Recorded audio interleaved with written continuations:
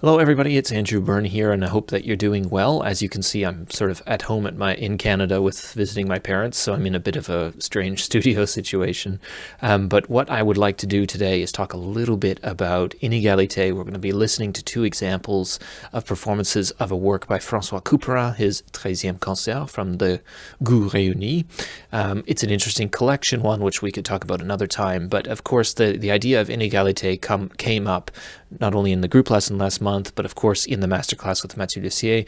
And anyway, what I thought I would do is present two recordings. One, of course, with a bassoonist. One is not with a bassoonist, but it gives you a much different view as to what Inegalite might be.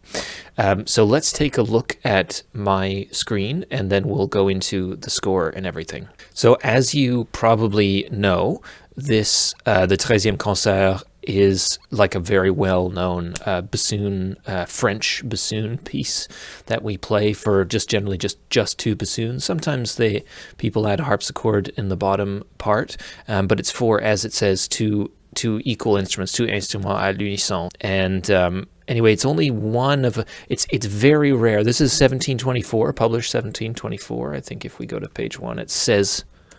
If we go to the title page, it even says, yeah, exactly. So this is an interesting collection.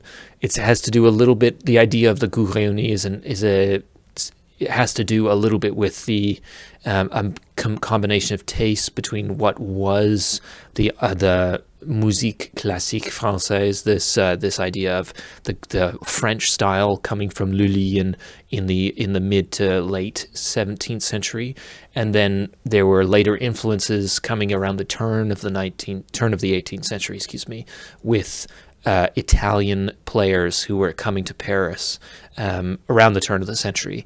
And then there was, of course, big sort of aesthetic fights, you could say, between the old guard French composers and then the newer composers who were trying out Italian style and trying to merge it with French, the old French style. And then this collection is sort of an example of a really at a development of French music, but still within the that it could please both sides, I guess you could say. We don't need to talk very much more about that.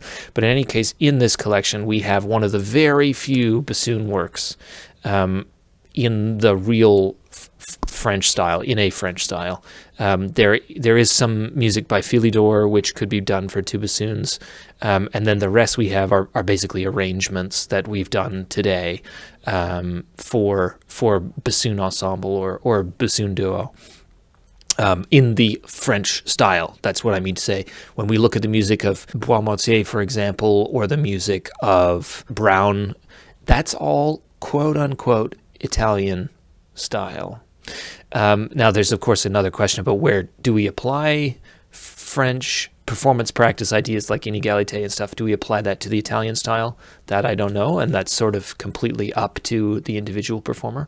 But let's have a listen to this movement, for example, to give us an idea of just two different ways that one could explore the idea of Inegalite. And the first one is from Jane Gower in the Ensemble Musica ad Renum.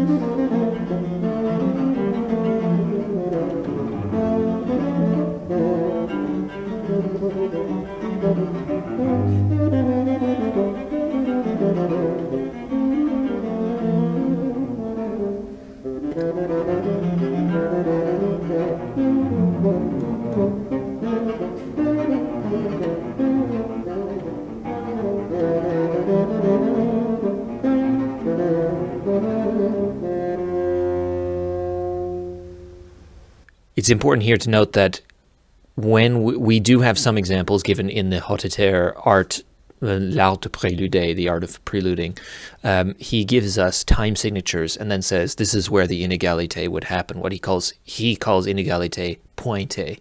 He says the notes are dotted in this time signature on the 16th note, which is exactly what happens in the performance of Jane Gower. What's interesting here, which kind of conflicts with other sources, is that when she has jumps of a third, like for example in the, you can follow my cursor, third line, second bar, she still makes an inegalite, she still changes the rhythm on a jump. And generally speaking, sources say when you're going on a leap, you don't change the rhythm, but if you're going stepwise, you do. Anyway, this is just one interpretation, and it does fit. Everything fits together very well. That can always be a difficult issue, where if you have a jump and someone has stepwise motion, well, what do you do? Is there a conflict or whatever? Anyway, that's just another question here. But let's now listen to a CD which is very old. It's from Susie Napper and Margaret Little.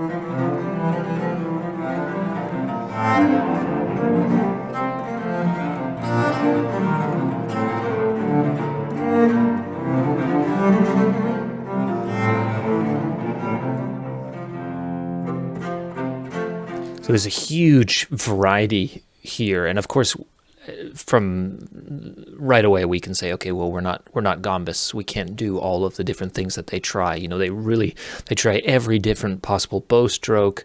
They change the rhythm a little bit, but they don't necessarily. I think really only one place in this entire movement where they take the sort of pointe idea, which is just applied all the way across. Jane Gower's version is they take that approach only here, which is what, fourth line, second bar, or whatever.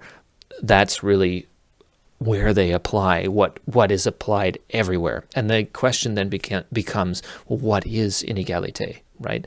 Most people commonly apply inequality as just changing the rhythm, but applying it everywhere. And then the question becomes, well, is that unequal, or is that just another form of equal?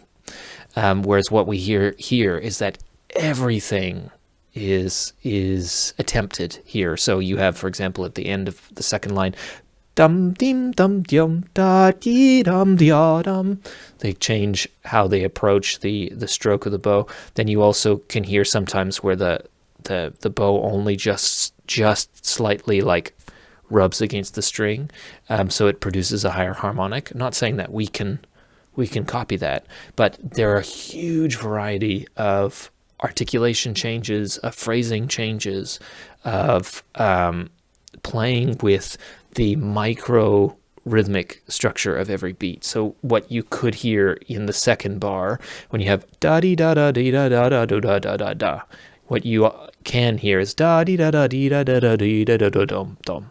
So there's, depending on how important the beat is, more time is stretched on the first note, and then it's made up. The sort of the rubber band pulls us back into time within the duration of a quarter note. So really interesting stuff to listen to. I find this the most engaging performance I've ever heard of this,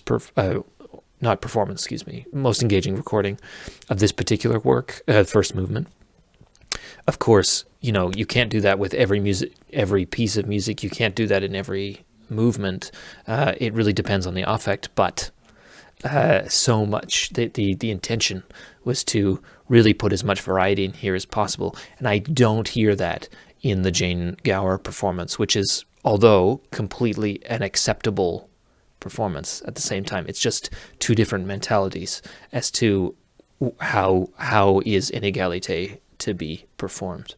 Anyway, food for thought. It's just throwing monkey wrenches into the works about how you might interpret a piece of music that's French, but it's very interesting stuff and great performances as well from both of them. So thanks very much for watching, and I hope you have a nice day. Take it easy. Bye-bye.